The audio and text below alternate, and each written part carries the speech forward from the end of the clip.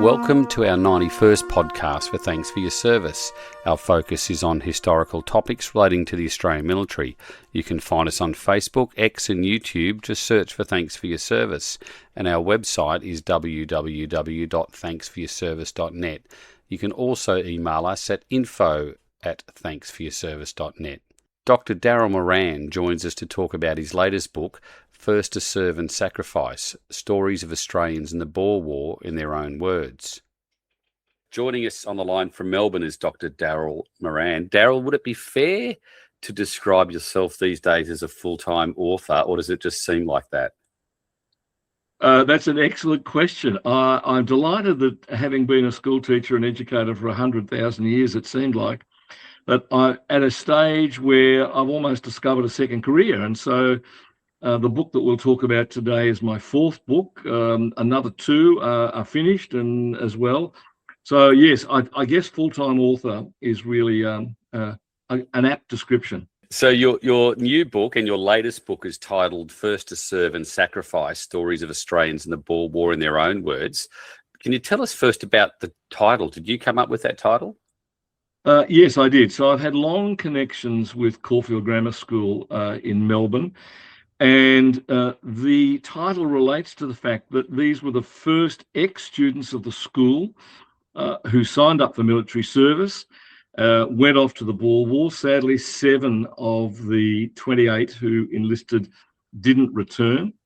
And so it really is the first to serve and sacrifice. We often focus on World War I and World War II, but I'm always reminded that as far as the Anglo-Boer War is concerned, 1899-1902, it's our third highest casualty rate in military terms for Australia, but we often forget that it is overlooked.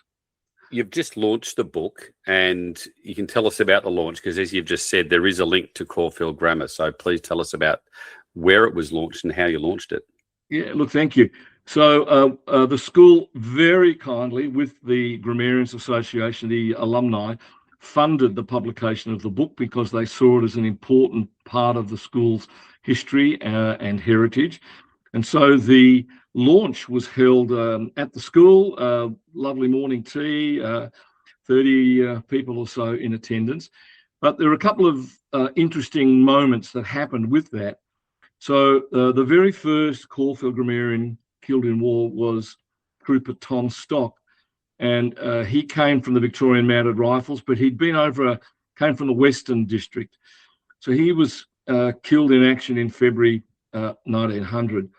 And again, I think we've got to try and put into context, this was the first time that Australia or Victoria had sent soldiers away. And so his death was quite a shock to the school community. So he was killed in February, but by August of that year, the school community, mainly ex-students, had taken up a massive collection and put and installed in the school a wonderful marble plaque with gold lettering engraved to his memory. And it had been there since August 1900. Now, the school hall's gone through a few iterations and was getting a bit fragile, but the school particularly brought the plaque up to have in position on the day for the launch. It was just really fantastic. But the piece that really added to it was that I'd asked Peter Wilmot, who's the current president of the Victorian Boer War Society, to come and help me launch, because he is the custodian of Tom Stock's Queen's South Africa Medal. And so it was quite a moving moment to see both these archival pieces together, literally for the first time ever. Can you start by giving our listeners an overview of our involvement in the war? Some refer it to as the Second Boer War. So if you can give us an overview of what the war essentially was, and then how did we get involved? Well, in 1881, the Boer republics, that is Orange Free State and Transvaal in South Africa, managed to defeat the British Army at the time. Again, you do your own research, and that's seen as the first Anglo-Boer War. And then by October 1899, things had reached a situation where Natal, the British colony, had been invaded by those two Boer Boer means in South Africa, so it means farmer. And so it was really seen as an assault on the British Empire. And remarkably, so war was declared by the British on October the 3rd or 4th. By the end of that month, Australia has contingents ready to sail. So the word went out to all of the Australian colonies, as they were, to send troops, to send forces. And from Victoria's perspective, they were asked to send a mounted regiment and also an infantry regiment, which they did. So as I say, within 3 or 4 weeks, by the end of October, they were ready to sail. And again, I guess we've got to try and put in context that Australia at that time was going through an enormous drought. It was the worst drought in Australia's history. The Murray River completely dried up.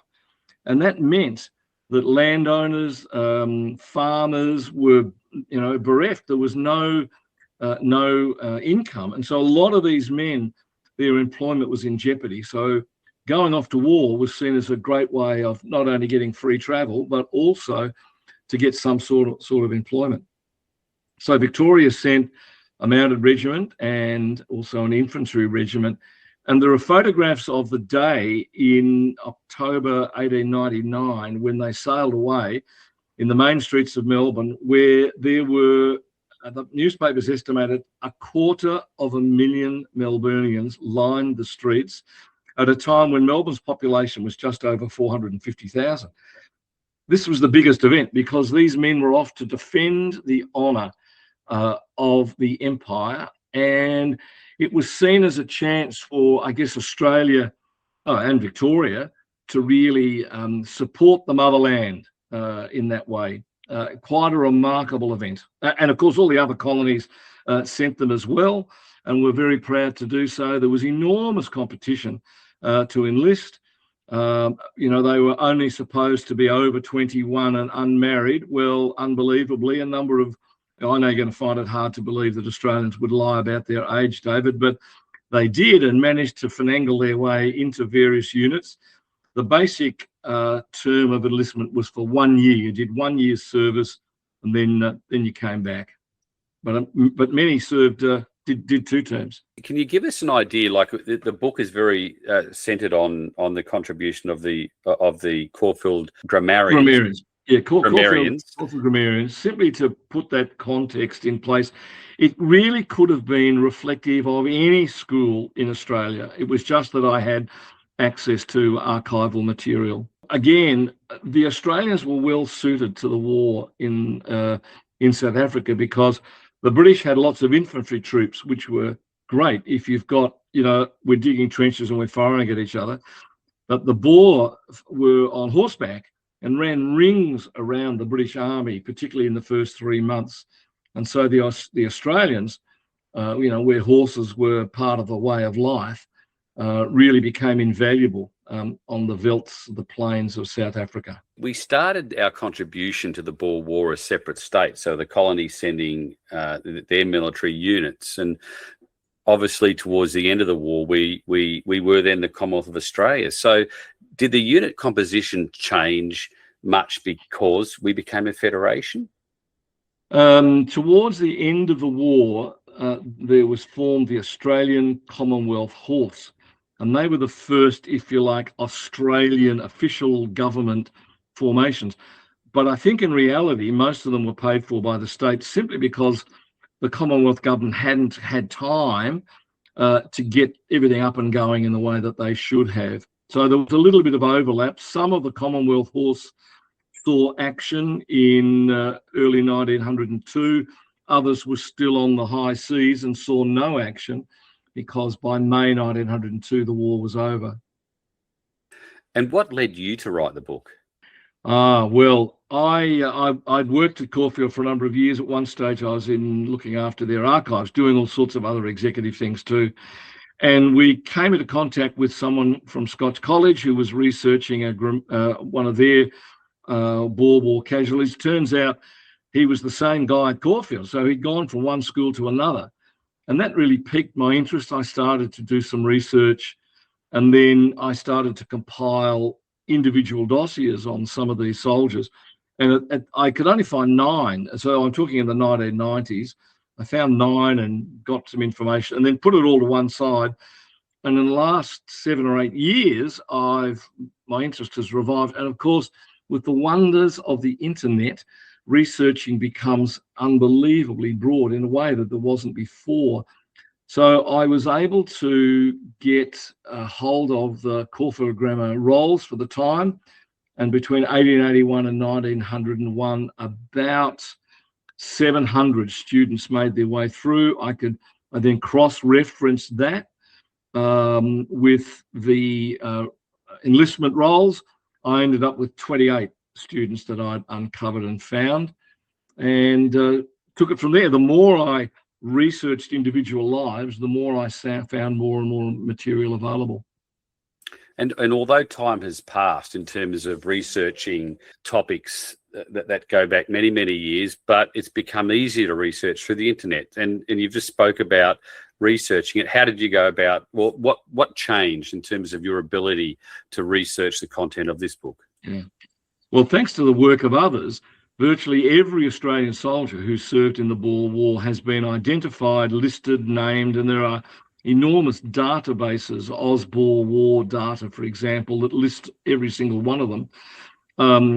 In addition to that, Trove, all the Australian newspapers have been digitised, and you can get online, do a name search or an event search, and you can find original material. The thing I found quite remarkable was that back in the day, soldiers would write home to their parents, and mum would take the letter to the local newspaper, who would print it verbatim. No censorship, thank you very much. We certainly wouldn't be doing that in these enlightened times, but that provided a wonderful source of material. And eventually the book started to form itself around not only a chronological history of the Boer War, but also the involvement in a chronological sense of each one of them, but mainly through their own words, describing what they were seeing, how they battled against the Boer, how they survived the war. And I was also able to track all the 28 right into their later lives as well, so beyond the Boer War, but we might talk about that a little later. Sure. And which, if any, of these of the grammarians stood out to you? Well, there are some incredible ones. I won't go through all the names, but there was one guy who managed to enlist in the Boer War, served in the First World War, and then enlisted again in the Second World War. You can do the maths on that.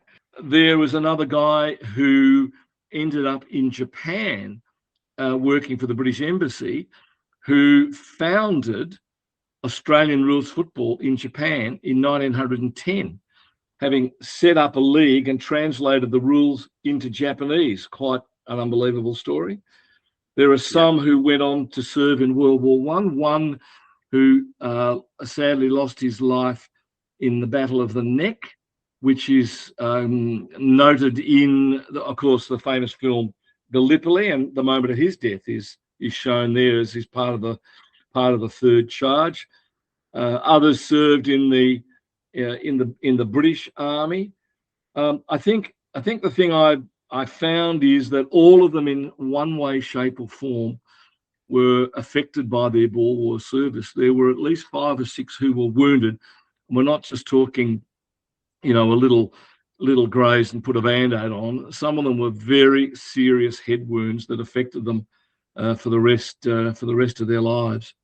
But again, some amazing stories. One guy enlisted under the name of his brother because he was underage. The youngest who enlisted at 17, clearly going to the recruitment office going, yes, of course, I'm 21. I must be 21. I sound like I'm 21. But he celebrated his 18th birthday in South Africa on active service and was sadly killed 2 months later. Goodness, yeah. Where can people buy the book? Well, there's two main sources, and one is through my publisher, which is Echo Books. So if they just go to the website echobooks.com. They'll be able to find there are at least 3 or 4 online services, Amazon, etc., that they can buy from. Or if they want to contact me, my book website is just darylmoran.com. That's DARYL, Moran.com. They can reach me through there, and I can then take orders or direct them elsewhere, as the case may be. And now that you've confirmed that you are a full-time author, you haven't finished. Tell us about the next book. Well, the next book deals with the service of Australians who served in the Indian Army. Now, you might think, really? Well, our research shows that there were hundreds who served from the early 1800s. In fact, the earliest we found was an ex-student from Melbourne Grammar who served in the Indian Mutiny. But right through to 1947, to petition and beyond, we found people who served. Australia, before World War I, had an exchange program going with the Indian Army between officers in Australia and officers in India.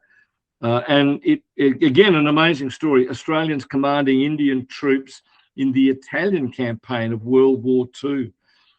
So that book is published by Chiselby Press in England, and we're hopefully it'll be out in time for the Christmas rush. A great stocking filler for anyone who's interested. Indeed. And so in other words, I've got my next podcast with you lined up as well. So get closer to Christmas. So look, always a pleasure. Thank you so much for your time. And the book again is First to Serve and Sacrifice, Stories of Australians in the Boer War in Their Own Words, by Dr. Daryl Moran. Daryl, thank you as always. My pleasure, David. It's always great to talk to you. And thank you for your service in undertaking to do these podcasts. It's Indeed. A wonderful, wonderful thing. That's the podcast for today. We're keen to hear your feedback by leaving a review on your podcast app. Your reviews helps new listeners find our podcast. If you have any special requests or suggestions for our podcast, please get in touch. And you can help support this podcast via Patreon or Buy Me a Coffee. The links are on our website and Facebook page, and your support helps us with the production of this podcast. Do you have a relative who has served in the Australian military? Our family military history research packages sources records to better understand the service and experience of those who've served. You can find out more information on our website. Thanks for listening, and thanks for your service.